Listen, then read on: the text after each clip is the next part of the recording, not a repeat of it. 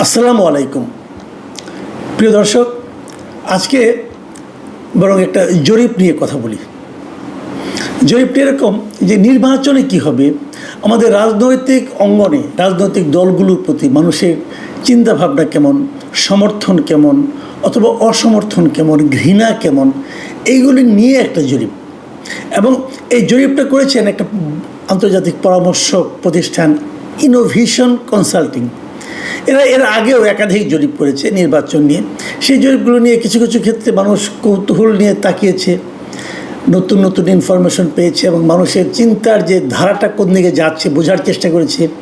আবার কিছু কিছু জরিপ নিয়ে মানুষের মধ্যে এক ধরনের কৌতূহলের বিপরীতে এক ধরনের হাস্যরসও আমি দেখতে পেয়েছি।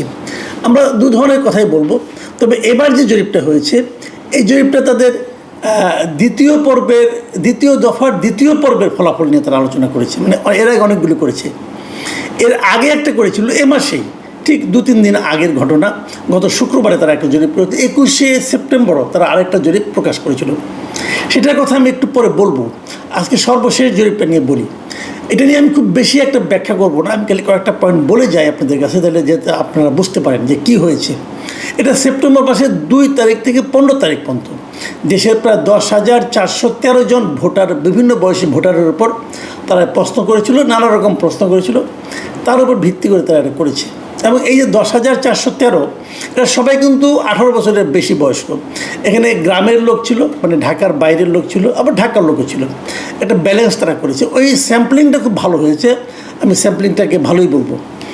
প্রথমত যেগুলি দেখে আপনারা হয়তো, আমি জাস্ট পড়ে গেলে বুঝতে পারবেন যে সেখানে ভোট দেওয়ার, যারা ভোট দিতে চায় তাদের মধ্যে সবাই কিন্তু বলেনি কাকে ভোট দিতে চায়। এই 10,000 জনের মধ্যে কেবল 4,721 জন বলেছে তারা কাকে ভোট দিতে চায়, বাকিরা বলেনি। যারা বলেছে তাদের মধ্যে 41.30% বলেছে তাদের পছন্দের দল হচ্ছে বিএনপি, আর জামাতে ইসলামকে পছন্দ করেছে 30.30%। আর জাতীয় নাগরিক পার্টি মানে এনসিপি, যেটাকে আমরা অনেক সময় কিংস পার্টিও বলি, সেই এনসিপিকে পছন্দ করেছেন মাত্র 4.10% লোক। মানে এনসিপির কিন্তু চূড়ান্ত ভরাডুবি। অনেকে আবার জিজ্ঞাসা করেছে, অনেকে আবার এটাও বলেছে তারা এগুলো কোনোটাকে পছন্দ করে না, তারা আওয়ামী লীগকে পছন্দ করে। আওয়ামী লীগ কিন্তু নির্বাচনে অংশ নিতে পারবে এটা এখনও মনে হচ্ছে না। তো আওয়ামী লীগের প্রতি পছন্দ দেখিয়েছে 18.8% মানুষ। এটা কিন্তু একটা খুবই লক্ষণীয় একটা প্রবণতা, যে দলটা নাই, যে দলটাকে সমর্থন করলে আপনার নানা রকম হেনস্থার শিকার আপনি হতে পারেন, সেই দলের প্রতি এত প্রতিকূলতার মধ্যেও সেই দলের প্রতি 18% মানুষ তারা আওয়ামী লীগকে বলেছে তারা থাকলে আমরা তাদেরকে ভোট দেব। খুবই ইন্টারেস্টিং কিন্তু। তাহলে আওয়ামী লীগকে কি নির্বাচন করতে দেওয়া উচিত, এটাও প্রশ্নের মধ্যে ছিল। এবং দেখা গেছে যে প্রায় অর্ধেক মানে 45.79% বলেছেন মানুষ, উত্তরদাতা বলেছেন যে তারা মনে করেন আওয়ামী লীগকে নির্বাচনে অংশ নেওয়ার সুযোগ দেওয়া উচিত। আর এর বিপরীত দিকে 45.58% উত্তরদাতা মনে করেন বিচার হওয়ার আগে আওয়ামী লীগকে নির্বাচনে অংশ নিতে দেওয়া উচিত নয়। লক্ষ্য করুন, এখানেও কিন্তু অল্প ব্যবধান হলেও বেশিরভাগ লোক কিন্তু বলেছেন যে আওয়ামী লীগকে নির্বাচনে অংশ নিতে দেওয়া উচিত। এবং ধীরে ধীরে, এবং ইন্টারেস্টিং কি জানেন, আর একটা কথা বলি যে তারা তো এর আগে গত 6 মাস আগে তারা করেছিল মার্চ মাসে, তখন তারা বলছে যে ওই সময় আওয়ামী লীগের প্রতি যে সমর্থন ছিল বর্তমানে তার সমর্থন আগের তুলনায় বেড়েছে। এটাও কিন্তু জরিপের একটা ইন্টারেস্টিং ফিচার। লোকে এখন আবার আওয়ামী লীগের প্রতি তাদের সমর্থন বাড়ছে এবং জামাত এবং বিএনপির প্রতি সামান্য কিছু কমেছে।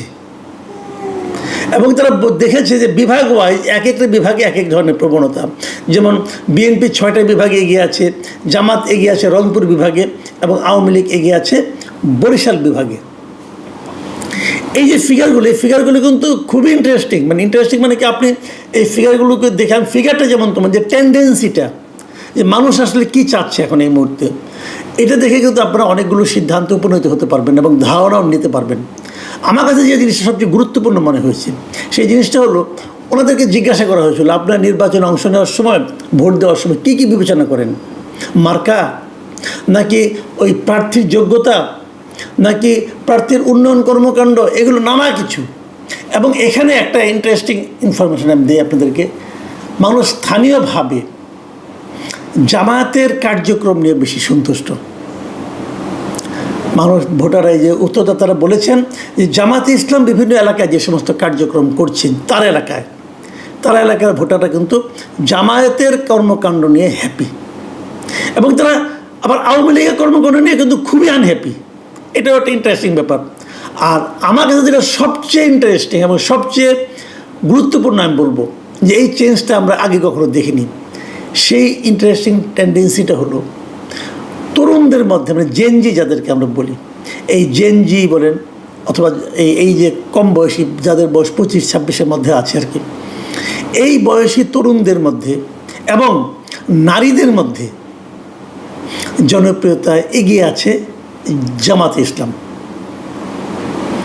এবং এই যে টেন্ডেন্সিটা, এটা কিন্তু আমি মনে করি খুব ইন্টারেস্টিং। এখন আমি শেষ করবো, আর বেশি বলবো না। আমি গেলে পুরনো একটা কথা বলি, আজ থেকে 2 দিন আগের কথা, যে 21শে সেপ্টেম্বর যে জরিপটা হয়েছিল, এটা হলো এই দ্বিতীয় দফার প্রথম পর্ব, যে প্রথম রাউন্ডের জরিপ ছিল। সেখানে আপনারা সবাই নিশ্চয়ই হেডলাইনে দেখেছেন এবং এই হেডলাইন দেখে অনেকে হেসেছেন। সেই জরিপটা ছিল যে ওখানে বলা হয়েছিল যে 78% বেশি মানুষ অন্তর্বর্তী সরকারের কার্যক্রমে সন্তুষ্ট। এই ইনোভেশনের জরিপ ছিল এটাও, এদেরই আগের মানে একটা পর্ব আর কি। এবং সেখানে বলা হয়েছিল যে মানে ভালো এই অন্তর্বর্তীকালীন সরকারের কার্যক্রমকে ভালো বলেছে 39.5% মানুষ, এবং মোটামুটি ভালো বলেছেন 39.2% মানুষ। যদি যোগ করি আমরা তাহলে হয়ে যায় 78.7% মানুষ। মানে 78.7% মানুষের কাছে এই অন্তর্বর্তীকালীন সরকারের পারফরমেন্সকে ভালো মনে হয়েছে। এটাও ইন্টারেস্টিং। তো ওই অনুষ্ঠানে দেখলাম আবার প্রধান উপদেষ্টা, যিনি প্রেস সেক্রেটারি ছিলেন শফিকুল আলম সাহেব, তিনি বেশ গর্বের সঙ্গে ওখানে বসে ওই অনুষ্ঠানের বক্তব্য দিয়েছেন এবং তার সরকার ভালো করছে বলে মানুষ বলছে সেটা উনি বিশ্বাস করেছেন এবং সবাইকে ওনার কথা বলেছেন। তো এটা দেখে ওই সময়ে আমার মধ্যে একটু কৌতূহল হয়েছিল যে আসলেই কি মানুষ এরকম ভাবে। তো আমি নিজেও তো একটা জরিপ করতে পারি, আমারও তো একটা প্ল্যাটফর্ম আছে, তাই না? ওনারা 10,000 লোককে নিয়েছে, আমি দেখি কত লোককে পাওয়া যায়। তো 3 দিন আগে 21 তারিখে ওই দিনই আমিও একটা জরিপের ব্যবস্থা করেছিলাম।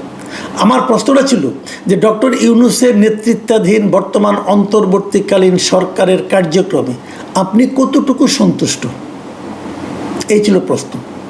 আর এখানে অপশন ছিল অনেক সন্তুষ্ট, মানে ওইটা যেটা নাকি ওনারা অনেক ভালো, কিছু ভালো, মোটামুটি ভালো, ওই দুটার মধ্যে ধরতে পারেন। এখানে অনেক সন্তুষ্ট, আরেকটা ছিল কিছু সন্তুষ্ট কিছু অসন্তুষ্ট, আরেকটা অপশন ছিল খুবই অসন্তুষ্ট, আরেকটা অপশন ছিল জানিয়া। এখন রেজাল্ট আমি কী পেয়েছি, এই 3 দিনে আমার এখানে ভোট পড়েছে 58,000 লোক মতামত দিয়েছে। সেখানে অনেক সন্তুষ্ট বলেছেন 11% লোক, কিছু সন্তুষ্ট কিছু অসন্তুষ্ট বলেছেন 19% লোক, খুবই অসন্তুষ্ট বলেছেন 67% লোক, এবং জানি না বলেছেন 3% লোক। আমি যদি অনেক সন্তুষ্টের সঙ্গে কিছু সন্তুষ্ট এবং কিছু অসন্তুষ্ট দুটোকে যোগ করি তাহলে সেটা দাঁড়ায় 30%। তাহলে 30% লোক তারা এই সরকারের উপর মোটামুটি হ্যাপি, আর খুবই আনহ্যাপি সংখ্যা কত, মানে পার্সেন্টেজ কত, 67%। আমিও মানে বাংলাদেশিদের উপরে করেছি, কারণ বাংলা ভাষায় করেছি আমি।